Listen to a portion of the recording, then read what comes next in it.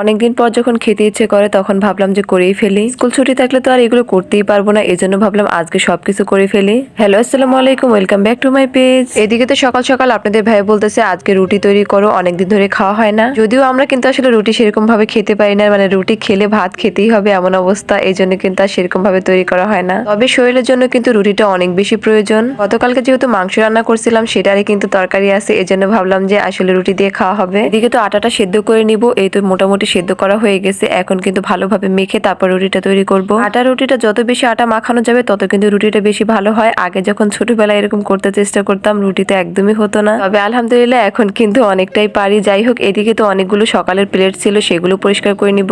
আটাটাকে ভালোভাবে মেখে কিন্তু এই তোমার মোটামুটি মাখা হয়ে গেছে। ভালোভাবে মেখে কিন্তু রুটিটা তৈরি করলে রুটিটা একদমই ফাটে না। রুটি খেতে গেলে কিন্তু একটু কষ্ট করতেই হয়। যাই হোক, এখানে তো আমার মোটামুটি মাখানো একদম কমপ্লিট হয়ে গেছে। এদিকে তো সকালবেলা সকালে উঠে আমার এত পরিমাণ হাঁচি হচ্ছে, আমি তো বুঝতেই পারতেছিলাম না এত ঠান্ডা কিভাবে লেগে গেল। আমার তো শরীরের অবস্থা এমন হয়েছে, আমি তো একদম তাকাতেই পাচ্ছিলাম না, কথাই বলতে পারতেছিলাম না, এত পরিমাণ সর্দি লেগে গেছে আর এত পরিমাণ হাঁচি। এদিকে তো যাই হোক, আমার রুটি তৈরি করা একদম কমপ্লিট হয়ে গেছে। আমার মেয়েও কিন্তু আমার সাথে রুটি তৈরি করছে। এদিকে তো আমার মেয়ে আমার সাথে অনেক বেশি হেল্প করে দিচ্ছে। এদিকে যেগুলো দিয়ে তৈরি করছে সেগুলো আবার পরিষ্কার করে রাখতেছে। এদিকে তো আমার মেয়ের রুটিগুলো অনেক বেশি সুন্দর হয়ে গেছে আর রুটিগুলো কিন্তু খুব সুন্দর করে ফুলেও উঠবে। আমি কাজ করতে গেলেই কিন্তু বলে মাম্মা আমিও তোমার সাথে হেল্প করবো। হেল্প করতে করতে কিন্তু একসময় শিখেও যাবে, তবে আমি কিন্তু একদমই না করি না। মেয়েরা কিন্তু কাজ শিখে মায়ের কাছে, মায়ের কাছে অল্প অল্প করে শিখতে শিখতে কিন্তু সব কাজে শিখে যায়। এখানে তো রুটিগুলো এত সুন্দর করে ফুলে উঠছে, একদম পুরো বালিশের মতো, দেখতেই ভালো লাগে। রুটিগুলো যেহেতু অনেক সুন্দর হয়ে গেছে, ভাজাও কিন্তু হয়ে গেছে, তারপরে এখানে বড় একটা দিয়ে দিলাম। আর আজকে কিন্তু একদমই পরোটা তৈরি করব না, আজকে কিন্তু শুধু রুটিই তৈরি করব। আর যেহেতু সকালের জন্য এরকম পরোটা ছাড়া কিন্তু রুটিই ভালো লাগবে। যদিও বেশিরভাগই কিন্তু পরোটাই তৈরি করা হয়, তবে ভাবলাম আজকে কিন্তু একদম তরকারি দিয়ে রুটিটা খেতে অনেক বেশি ভালো লাগবে। আমার তো মোটামুটি একটা ভাজা হয়ে গেছে, আমি কিন্তু 4-5টার মতো রুটি ভেজে নিব।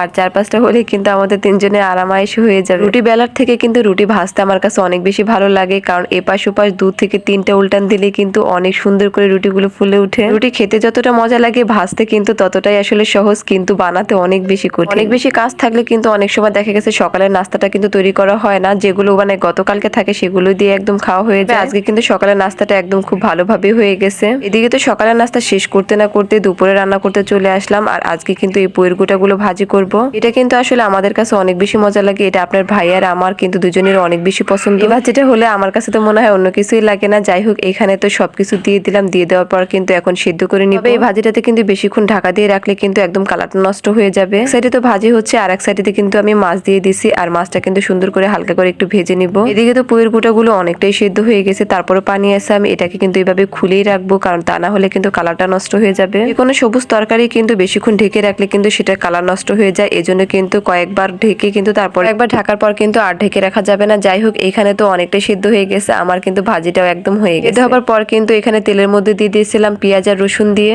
এই ভাজিটা আসলে এত বেশি মজা হয়েছিল যে এটাই আগে শেষ হয়ে গেছিল। এদিকে তো মাছ ভেজে আমার কষানো কমপ্লিট হয়ে গেছে। আমি কিন্তু মাছ ভাজার পর আবার কষিয়েও নিই, তাহলে কিন্তু খেতে অনেক বেশি মজা লাগে। আজকে কিন্তু মাছটা আমি লাউ দিয়ে রান্না করব, এই জন্য কিন্তু লাউটাকে ভালোভাবে কষিয়ে নিচ্ছি। আর এটা কিন্তু অতিরিক্ত কষানো যাবে না, অতিরিক্ত কষাতে গেলে কিন্তু লাউটার কালারটা নষ্ট হয়ে যাবে, সবুজ যে অংশটা সেটা কিন্তু থাকবেই না, আর খেতে কিন্তু ভালো লাগবে না। এদিকে তো যাই হোক, আমার লাউটা ভালোভাবে কষানো শেষ হয়ে গেছে। আমি কিন্তু ঝোলের পানি দিয়ে আমার মাছটা রান্না কমপ্লিট করে ফেলছি। এদিকে তো আমার মেন রান্নার কাজ একদম কমপ্লিট হয়ে গেছে, তারপর কিন্তু অনেক কাজ ছিল। এদিকে রান্নাঘর কিন্তু একদম সুন্দর করে ক্লিন করে ফেলছি। কাজ করার পর যদি রান্নাঘর ক্লিন না থাকে তাহলে কিন্তু একদম দেখতে ভালো লাগে না, আর পরবর্তী কাজ করতে আসলে কিন্তু এত বেশি খারাপ লাগে, কারণ তেল চিটচিটে ভাব থাকে। যদিও একটু কষ্ট হয়ে যায়, তারপরেও কিন্তু করতে অনেক বেশি ভালো লাগে। এদিকে তো আমার সবকিছু গুছিয়ে রান্নাঘরে একদম কমপ্লিট করে ফেলছি, মুছে কিন্তু একদম ক্লিন করে ফেলছি। এখন চলে যাব ঘরে, আর ঘরের মধ্যে তো অনেক বেশি কাজ আছে। এদিকে তো সকালবেলা রুটি তৈরি করে রাখছিলাম, আর সেগুলো কিন্তু কিছুটা ফ্রোজেন করে রেখে দিব, এই জন্য কিন্তু আমি একদম ঠান্ডা করে নিচ্ছি। কিন্তু রুটি কিন্তু বানাইনি আজকে, কিন্তু খুবই অল্প পরিমাণে ফ্রোজেন করে রেখে দিব। আর এখানে কিন্তু 6-7টা মতো আছে মনে হয়। তবে যেহেতু শীতের সময় কিন্তু রুটিটা ভালোই খাওয়া হয়, এই জন্য ভাবলাম যে রুটিটা অল্প করে তৈরি করে রাখি, তারপরেও কিন্তু যদি শেষ হয়ে যায় পরে আবার করা যাবে। তবে অল্প থাকলেও কিন্তু যেহেতু আমাদের মা মেয়ের জন্য, এই জন্য কিন্তু খুব অল্প পরিমাণে তৈরি করে ফেলছি। আসলে এমন অবস্থা হয়ে গেছে যে রুটি যতই খাই না কেন আর যত উপকারী হোক না কেন, ভাত খেয়ে যেহেতু অভ্যাস, ভাত না খেলে একদমই ভালো লাগে না, জন্য কিন্তু খুবই অল্প পরিমাণে রুটি তৈরি করা হয়। আর এখানে কিন্তু আমার রুটিগুলো একদম রাখাও হয়ে গেছে। তো আমার ব্লেন্ডের অবস্থা অনেক বেশি খারাপ ছিল, সেটাকে একটু ক্লিন করে নিচ্ছি। যেহেতু আজকে বাসায় আছে, আজকে কিন্তু সবকিছু ধোয়া মোছার কাজগুলো করে ফেলবো। আর এদিকে তোমার ব্লেন্ডারের অবস্থা অনেক বেশি খারাপ ছিল, এদিকে ধুয়ে মুছে কিন্তু সুন্দর করে ঝকঝকা করে রেখে দিব।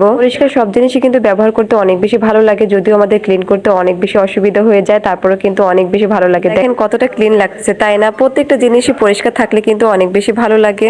এদিকে তো সুন্দর করে আমি টেবিলটাও পরিষ্কার করে ফেললাম একই সাথে। আর দেখেন কত ঝকঝকা একদম ধকধকা লাল লাল লাগতেছে। এদিকে তো দুপুরবেলা ভাতটাও আমার রান্না করা কমপ্লিট হয়ে গেছে। এদিকে রাইস কুকারে বসিয়ে দিয়েছিলাম, হয়েও গেছে। ভিডিওটা কেমন লাগছে অবশ্যই কিন্তু আপনারা জানাতে ভুলবেন না। সবাই ভালো থাকবেন, সুস্থ থাকবেন। আল্লাহ হাফেজ।